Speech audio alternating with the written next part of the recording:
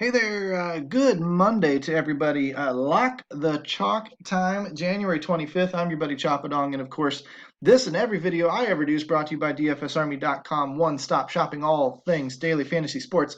Um, Today, when we talk Lock the Chalk, obviously we're talking about how we're going to approach the NBA slate and kind of what we're going to target. With tighter ranges of outcomes, we focus on chalky players. It's okay in NBA. Yes, there's some leverage to be gained and whatnot, but oftentimes with such a precision sport with projections and optimizers and everything, people glom down onto the same plays because they're just simply good plays. And generally speaking, those plays are going to do well. So if you're playing cash games or even playing GPPs, it makes sense to tighten up a core of these plays that are chalky and then get off the chalk in a couple of other key areas.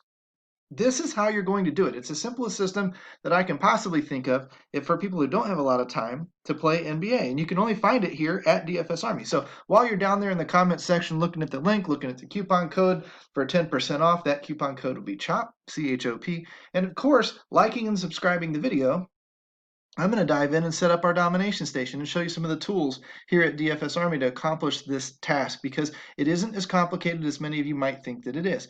The first thing that I do when I go into, let's use FanDuel today, and I go into the DFS Army NBA Domination Station Optimizer. I set the minimum points at 18. Anyone below that, flush them, don't need them.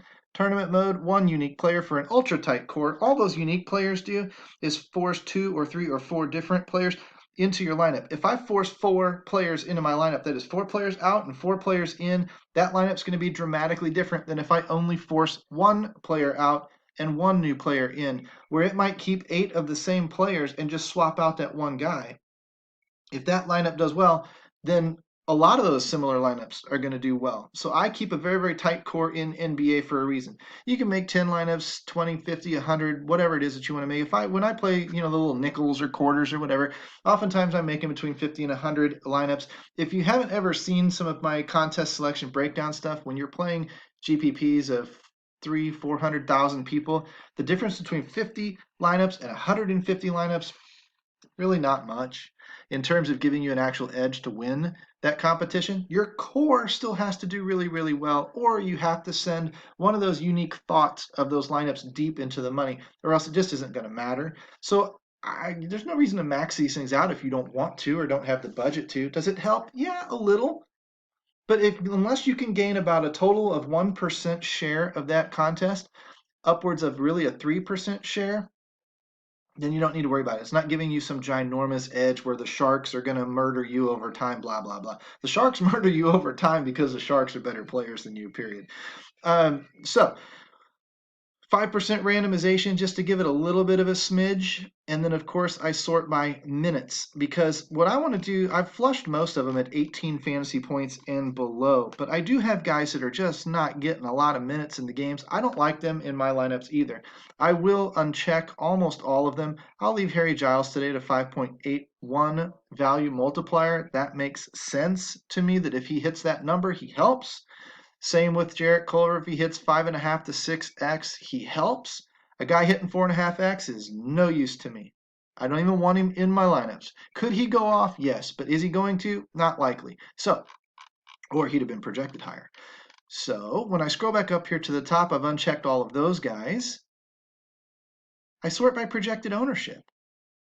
Where I would lock the chalk is I'll take these high owned guys, these top three or four guys, boom, boom, boom, boom, lock them in. But the thing is, I've got 3 point guards on this list. It doesn't give me a lot of motion, a lot of flexibility. As the season has gone on, I've sort of decided that I only want to lock really one dude per position so that I've at least got a pivot point to bring in some new stuff. Because if you're wanting to build a tight core and get all of your lineups through the cash line, that's one thing. But if you're also wanting to give yourself a chance to spring a few lineups free of that pack and maybe go on to win the tournament or get deep into the money, you need to give yourself a little bit of flexibility. you can maintain that core and then give yourself a few key pivots. There's two areas that I go for that. Number one, I go to our research station. Number two, I go to our pivot tool, our chalkboard and pivot tool. I won't show you the pivot tool today. You got to come inside, be a VIP if you want to see that bad boy. I will show you the research station, and I will show you where I start with Lock the Chalk now. I could just do Damian Lillard, Kelly Oubre, James Harden maybe, or Draymond Green or something like that, and kind of lock one guy at each position, if you will. But what I have found is very, very successful is just going straight to the cheat sheets and using Kegg's core. Whether it's the cash core or the GPP core, that's up to you. You want to play a little safer, you're over here. You want to play a little riskier, you're over here. Today, the only difference really is one player typically, and he's fading Andre Drummond. So I'll probably uncheck Andre Drummond. Fine. Good enough for him, good enough for me. But instead of Bam for cash, we use Damian Lillard for GPPs. I don't know if I want to lock Ben Simmons and Damian Lillard in there together. So I probably won't do that.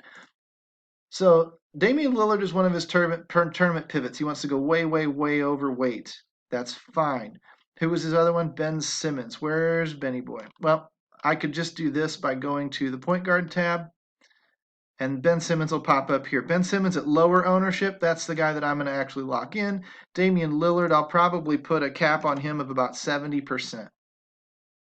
I'll give him a boost in the projections of 15%, get him up there so he pulls in at hopefully double the field.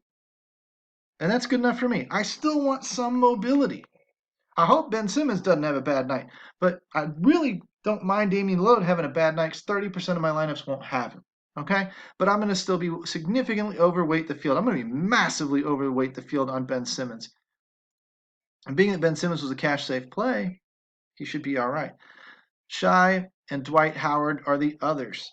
So when we go to shooting guard and we find Shai, lock him in. We go, where's Dwight Howard? See, power forward. See, I don't need to know everything and anything about NBA. I know he's not a small forward. Must be a center. I don't like locking in my centers. Where are you, Dwight? Oh boy, there you are. But this is entirely too cheap with such a value multiplier carrying very little ownership that I need to probably check him back in. And at the very least, I need to boost him up even more so he pulls into absolutely everything that I do. Now, again, I can take him down. This is where I can deviate from the lock the chalk method. I can put him in about 80% of my lineups. I can put him in 50% of my lineups. If I want to lock him like our coach is telling us to do, I'll just lock him in. But let's say I keep him about where I have Lillard at 75%, 70%. Let's put him at 70%. Because he's the only one that we have at this position. Could Jokic be in the nut lineup? Sure. Could, somebody... It's a pretty piss poor slate right there looking at it. He's fading Drummond, so you can cut Drummond out. Or you can come down here and put him only in like 5% of your lineups and cap him off. But the whole point is this is a pretty shitty position tonight. They're going to get some of these guys in there, and he feels that Dwight Howard has the role. So I might actually come up even more to Dwight Howard. The other night, Boogie Cousins was, 70, 80% owned or something ridiculous.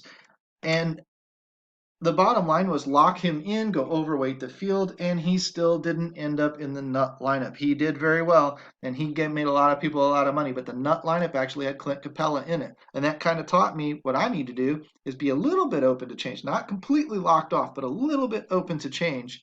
And that's why I'll leave a little bit of wiggle room in here.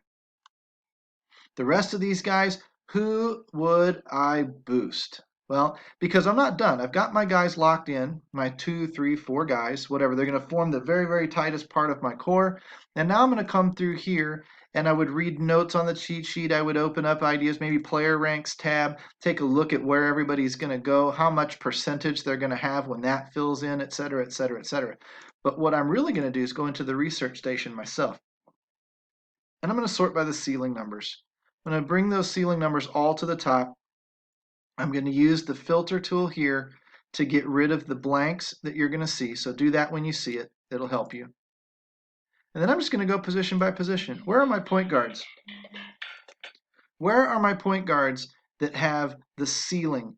71, 7x value, 68, 7x value, down here, 58, 7x value, down here, 7.5x value for, who's that, Enes Kanter? Well, we'll get to that when we get to that. But if we're doing the point guards, we're looking here at Lillard. We've already got him locked in. Luka's okay at 6.5. Curry would be great at 7. All the way down here getting some minutes. Jalen Brunson at 8x. So I'm going to up these guys. Lillard, Doncic, Curry, Jalen Brunson. So I'm going to come down here. Doncic gets a boost. Curry gets a boost. Curry, because his ceiling number was 7x, is going double the field with me, maybe even more. Why? I want leverage on the guy. Doncic at 24%. That's okay. I could go even the field if I wanted to there. I'm already going to be over the field with Damian Lillard. I'm already locked with Ben Simmons. That's interesting. I may unlock that just to get the machine to run. Jalen Brunson, Jalen Brunson, Jalen Brunson, Jalen Brunson. Where are you? Down here. You're getting a boost as well. And then I'm going to be double the field on you if I can be. Now, it may or may not work, being that I've got one guy already locked in. So let's go ahead and unlock Ben Simmons. We can come back and play with it later. But for the sake of the video, I would be well over the field on Ben Simmons. Okay? And if he goes up to 100% and this all still runs, so be it. That's great. That's what I want. I want you to understand what I'm actually trying to do. I'm trying to find these ceiling plays that are going to go off and nobody's going to see it coming. James Harden, a little pricey at 6.5x. If he hits his ceiling game, he's only 6.5x.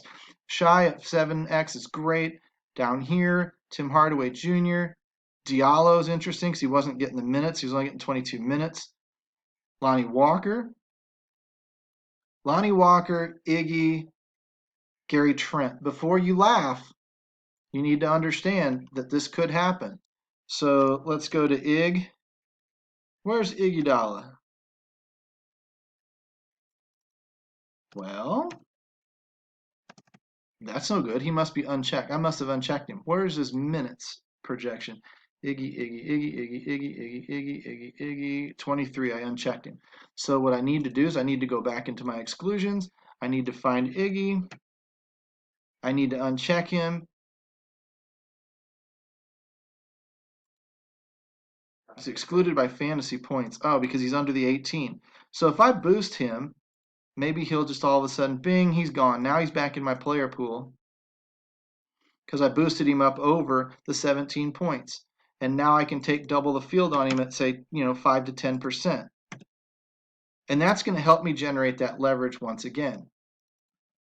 I'm only doing this with a small portion of my players, only the guys that are hitting ceilings. Diallo, I guess I could. Hardaway Jr. Diallo is going to be excluded again, so I'm going to boost him, check him back in, come back over here, put him in at half that more of the field. Hardaway Jr. gets a boost. He's going to carry some weight, so we'll put him in about 25 to 30% of the field, right? And I'm going to do this with each and every position, and then I'm going to come back, since we're running short on time here, and show you the finished product. Hold on. All right, now that I'm down to my centers, I've done power forward, small forward, etc. And I've got some of these guys here, like a Naz Reid with a ceiling game of 9.37x his salary if he hits his ceiling game, as well as Enes Kanter, as well as Steven Adams, names like that. But because I'm already so heavy on Dwight Howard here at, wanting to lock him in at, say, 75 to 80% of my lineups, then I don't have a lot of wiggle room here to plug a lot of these guys in. I got like 20% to play with. So I could take 10% Naz Reid. Now I'm at 85% at Weissman. Now I'm at 95%. And then up here at Kanter, now I'm at 100%. That's all I can do. If I want to play the game a little bit more, I have to drop my percentage here to about 60, 65%, something like that. And now I can get up here a little bit more than the field. So it takes a little bit of math, it takes a little bit of paying attention to, but now I'm set up with the general core of my lineups are set. If the machine will run, I didn't put in too many restrictions on it, etc.